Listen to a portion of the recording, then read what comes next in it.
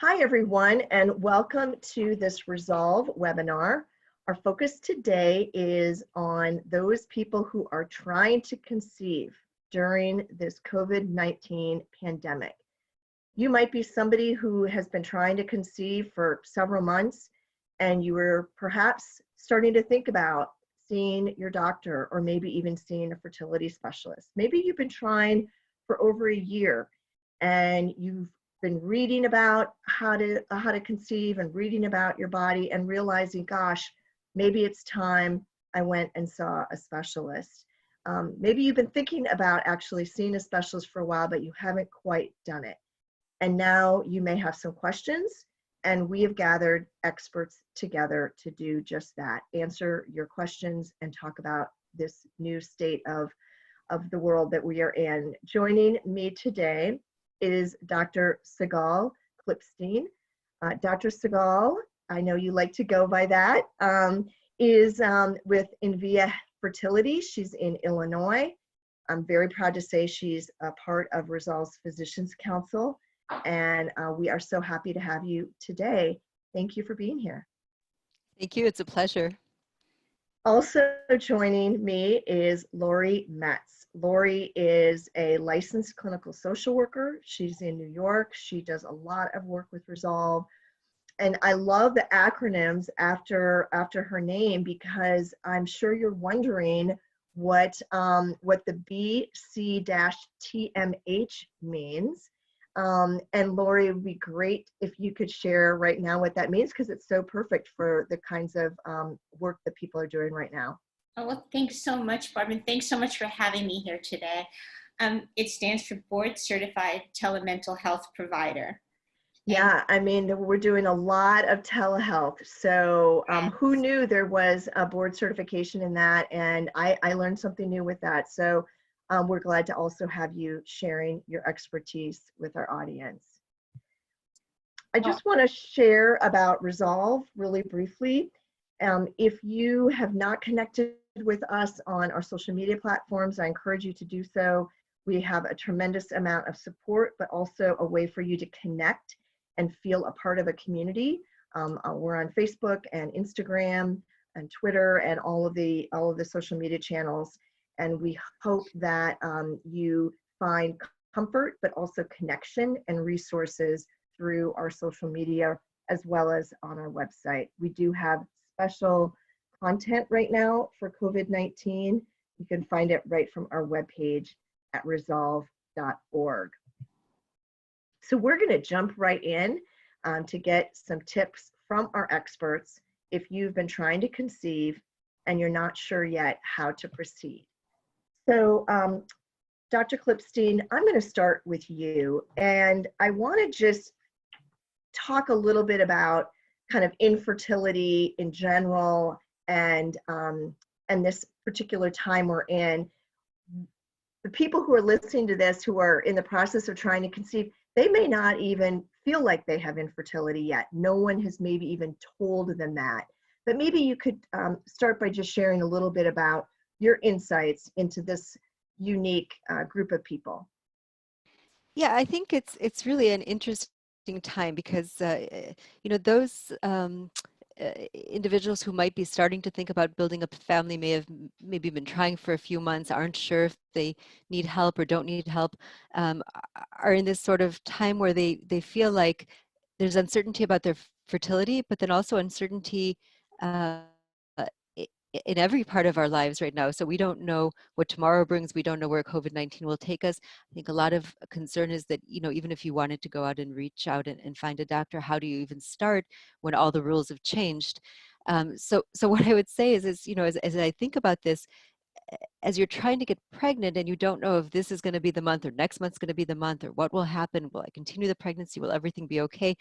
I feel like most people don't understand that uncertainty that people going through infertility feel, and yet now as a country and as a world, we're all feeling that uncertainty, but I think it's even more compounded when you're trying to figure out the world and you're trying to figure out your fertility. What I would say, you know, in terms of this really unique time is that it feels like everything's on hold. And that's the last thing you want when you're trying to get pregnant, because you feel like every month is critical. And yet it's really it seems like we've been in this for years, but it's only been weeks really. And I want to just emphasize that a few weeks or even a few months in the vast majority of cases will not have a significant impact on the fertility journey and the chance of getting pregnant. So while I think it feels like forever, if you can step back and look at the big picture, for most individuals and couples and people trying to get pregnant, this is not going to put you back more than the couple months that we're kind of in the middle of this. And there are lots of things that you can do proactively during this time so that it doesn't feel like such a pause. Well, let's talk about that because I'm all about at Resolve advocating for yourself and being proactive. This is sort of the mantra that we share with the patient community. What are some of those things that they could be doing right now? Yeah, so of course you want to optimize your health and take your prenatal vitamins and all those things that you would do anyways. But in terms of reaching out, um, clinics are for the most part closed for routine visits.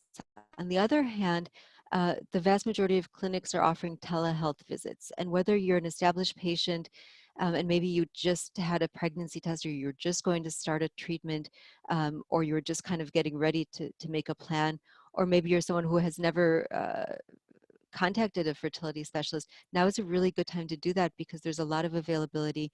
All of us are, kind of sitting at home doing telemedicine consults, doing everything we can to make sure that we connect with our patients, both ones that already we have and new patients who need to be seen. And while we can't do treatments quite yet, we're hoping to start them, as the weeks go by and as the crisis starts to wane a little bit. We can do a lot remotely. We can make a lot of plans. We can certainly talk about the things that might be causing the infertility and really come up with a game plan of what to do as soon as we open back up again, what tests are available, what potential treatments there are. Of course, everything changes over time, both in terms of where we are with COVID and in terms of every test you have gives us more insight into what might be going on. But it's a really good time to reach out and it's a really good time to stay in touch. And we're all really available to do that. And there's actually a whole lot that can be done via telemedicine, more than any of us, I think, ever imagined. So I really encourage people to reach out. Sounds like a great use of people's time and they can get questions answered. I mean, why not go right to the source, go to a physician and ask those questions? It may set them on a really good course. For somebody who really can't even get to see their OBGYN, are they able to get a referral from their OB to you? How does that work right now? So a lot of it depends on which state you're in and what insurance you have. So I'll answer a little bit broadly because, of course, you have to check with your specific insurance and the conditions kind of on the ground where you are. But the OBGYNs are all open for business, so they may not be seeing elective and routine exams and so on, but they're available and the offices are open. And so I think it's really a good time to reach out and get a referral if need be.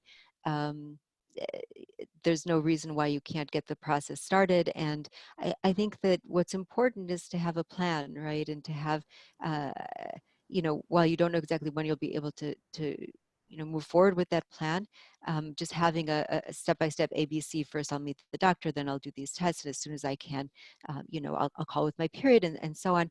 I think that's very important, and the OBGYNs are really quite open to getting as much assistance to their patients as possible. So please reach out to your OBGYN at this time. That sounds like fantastic advice and so forth. And I'm glad to hear that you are doing a lot of these new consults. So people, what you're saying is they're finding you and they're people that haven't ever even been in your office, correct? Absolutely. And I think, people are a little bit more flexible. They're at home.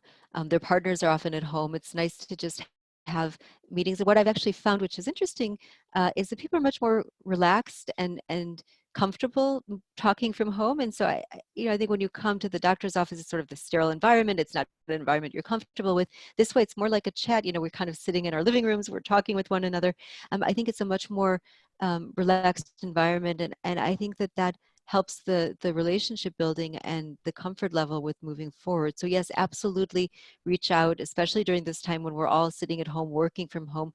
Many of us can't, do our regular jobs. Some of us obviously have to go out and work, outside of the house. But yes, please reach out. There is availability. Physicians are ready and waiting to speak with you. We're open and available, and would welcome you reaching out to us. Thank you. And we just did a webinar on telehealth. So I encourage anybody who's listening to this to check that out, because boy, there's a lot of ways to maximize that telehealth appointment. And I encourage you to check that out.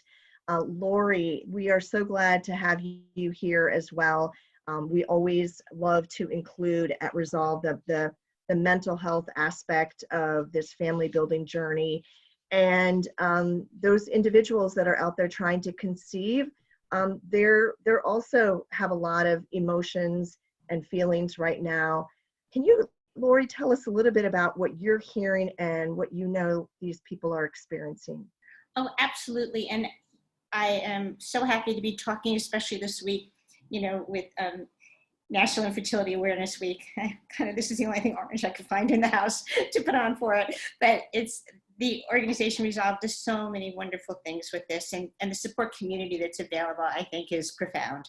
So I can't underscore that enough. And I'd like to just refer back a little bit to what the doctor was just saying. And that is that your fertility doesn't change in a couple of months. And I kind of get tears in my eyes as I say that, because women are struggling with that, and families are struggling with that in their family building process. And also that it's a wonderful time to kind of do your consults online when you're trying to figure out which doctor or which clinic to go to. It's a great opportunity to make a couple of appointments and talk to a couple of clinics and see which one has kind of the milieu that you're most comfortable with. What I'm finding is that this weight is now self-imposed. And that's a really hard thing that people are struggling with. Women are struggling with it, and couples are struggling with it, or somebody has a partner, their partner is struggling with it. Because many times, which, we know, so I'm kind of stating the obvious for some of us, and I apologize for that, but we know that when people go through a fertility journey, it takes a while to realize that maybe there's something not right. And then it takes a while to accept that maybe there's a diagnosis associated with that, because infertility is a medical diagnosis. It's not, but it's one that we don't expect. So when these things happen, sometimes we start to blame ourselves for waiting too long. And we start to feel a little bit ashamed, or a little bit embarrassed, a little bit of anger, a little bit of frustration. And I'm sorry I'm naming these negative emotions, but at the core of all of them is hope.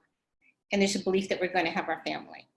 And I do think everybody can hold on to that, because you all will have families, or at least almost all of you will, depending on the way, shape that family takes. We don't know yet.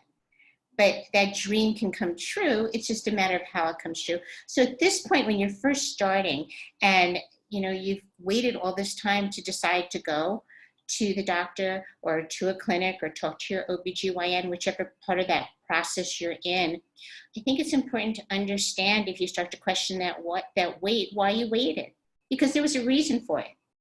We didn't just wait for no reason. There was maybe a financial reason, maybe there was an emotional reason, maybe there was family that needed some assistance, maybe there was a trip you wanted to take. But please try and be cognizant of what you were feeling and what you were thinking that created that weight, so that we could stop some of this negative self-talk of blaming ourselves, because that doesn't get us very far. And so I encourage people to try and do that. And there's exercises we could do if we catch ourselves going down that roller coaster of just blaming ourselves and kind of getting caught up in that. One of them, if you don't mind, I'll share very quickly. Oh, yes, please. Okay, great. It's called STOP. It's one that's been around for many years. Some of you may have heard of it. And it's actually exactly what it says. It says when you start to feel yourself spinning, you start to feel yourself a little anxious, just stop. And if you can stop your breath, do that. So the S in the STOP stands for stop. Just totally pause. And then the T stands for take a breath. So now just take a little bit of a breath and, alleviate that stopping, which could be calming. And now the O stands for observe. So observe what's going on. Observe the circumstances, observe your thoughts, your feelings, and look at all these things that are kind of like floating around in your head, and come up with a little bit of a perspective or purpose or plan for the P, and then you can take action. So the acronym is STOP, and it's to allow you to just reflect for a moment and take a breath. I think it's a good one because it's an easy one to remember. One of them I use a lot also is just pause and perspective. They go hand in hand. So while you're waiting, I really encourage people to look at what's going on and to empower themselves through understanding. And that is really fantastic, not only advice, but just observations. I had not really thought about that kind of self-blame of people who may have thought that they've waited too long. And, no one could have predicted this pandemic and oh, what, goodness, no. And what kind of impact it would have. And yet there's some really powerful things that can come out of this in terms of their movement forward and so forth. So thank you so much for that advice. My slides are just moving around here. Let me just ask both of you, and I'll go back to Dr. Klipstein, if you would, thinking about this community, thinking about those patients that are right now probably in the midst of also infertility care. There's a lot of uncertainty, a lot of questions. Is there a place where you would suggest they go to kind of get information? How will they know when clinics start opening up and so forth? What's the process there for people? Yeah, thank you. That's critically important. And first of all, Barb, let me just tell you, thank you for all the work that you and Resolve are doing. I think it's so helpful during always, but even more so at a time when people just don't know where to go, and they can go to your website and just get so many wonderful resources. In terms of, there's a lot of uncertainty. The American Society of Reproductive Medicine, and you can go to their website and look, we have been publishing on a regular basis updates, and so that's helpful. There will be another update at the end of the month, and we're all looking to find ways to safely and gradually open up our fertility practices. All of the fertility websites, also just the individual practices, most of us have information on our website, including blogs, including information. And you can always call and I would say most of us have at least a place where you can call. Someone will answer the phone and tell you what's going on. The CDC is a good place to go because there's really updated information on what's going on in terms of the level of disease and recommendations for staying safe. So I would go to all of these places, but rest assured that all of us behind the scenes are talking about how to best and most safely open up our clinics. And we really, none of us want to be here. I can tell you, all of us fertility doctors, it's very hard for us to sit at home, see our patients struggling, want to get those, cycles going, want to get our patients, pregnant and help them in any way possible. And it's just very difficult, want to hug our patients, and we just can't do any of those things. So we are working really hard behind the scenes to try and do what we can to, restart the country like the rest of us. So. Absolutely. And I get a lot of the emails from the medical societies and from others. And I know there's just a ton of internal training going on, how do we restart? How do we reopen? And I know all of you are working extremely hard to determine the best way to do that, and learning certainly from each other and other experts. So we are so appreciative of the physicians, your nurses, your embryologists, your front office staff, financial team, and of course all the mental health professionals, whether they're in-house or in private practice, that are helping people right now. Lori, let me just turn to you. Is there anything else that you would like to share with our audience? Well, there's just a couple quick things. I'm sorry, it's getting very dark in here because it's starting to rain, and it was very bright 5 minutes ago or 10 minutes ago. You look great. Everything's good. I wasn't sure if there's like this dark shadow, so I apologize for that. But there's a couple of things just quickly, if I could share. And I think that what we want to start to do is empower ourselves during this wait, because it's really important. And you just shared all this wonderful information about knowledge and places to go for the knowledge, and we want to do that. And I think through empowerment, we need to obtain knowledge, understanding, and a plan. And if we could do that through accessing the resources like ASRM and like Resolve and the others that are reputable, I would really encourage people to do that. And in understanding what we're experiencing and what our plan should be, I would encourage everyone to do that through talking to their partner if they have a partner, and coming up with a plan through communicating and compromising. And then the other thing is, and I know people have heard this many times, but there are support groups listed on Resolve. There's peer-led support groups and there's professionally led. I'm so happy to be leading support groups at this time. And also there's friends that you can reach out to. Just please know the friends that you're reaching out to and know what they're capable of sharing and what they're not, and what you're comfortable sharing and what you're not, because there is such a thing as wanting to be private. And sometimes what we do is we make feeling private into making us feel like it's a secret, and it's not a secret. Some of these things we just want to keep private. So if we could become comfortable and embrace the difference between the two words, I think it's very important. And one last thought, if that's okay. Yes. And the last thought is, I was talking to somebody who's very dear to me yesterday, Dara Godfrey, who actually specializes also in fertility and nutrition, and her husband, Jay Godfrey, has this wonderful thing that he does now. And there is, as we all know, this verse that says, do unto others as you like others to do unto yourself. But he shifts it. And what he says is, do unto yourself as you like others to do unto you. And what I'm trying to raise there is the caring and the nurturing for yourself at this time. And your partner. Yes, great advice. Take care of yourself. There's lots of, I even for myself have found a lot of comfort in some meditation apps and some other things that I think we all are appreciating right now. Go ahead, Lori. Oh, and I'm sorry, I didn't want to cut you off, but the other thing is, I had a list, I just wasn't sure. The other piece of that I think is really important is if we can all find something, and I don't mean to sound cliche, but to have gratitude about. So even if it's just that one woman said to me this morning, her cable is working, something, maybe there's a piece of chocolate in your cabinet that you didn't know was there right now because we can't get out. But if we can find a couple of things before we want to go to sleep to be grateful for, because sleeping is being interrupted now and it is hard because there's so much going on, that could be helpful. Wow, what great advice. I just want to thank you for mentioning. Can't hear you. I am muted. Thank you for that so much, Lori. I want to also thank you too for mentioning the support groups, because we do have a number of support group options at Resolve. Most of our in-person, well, all of our in-person support groups have moved to virtual.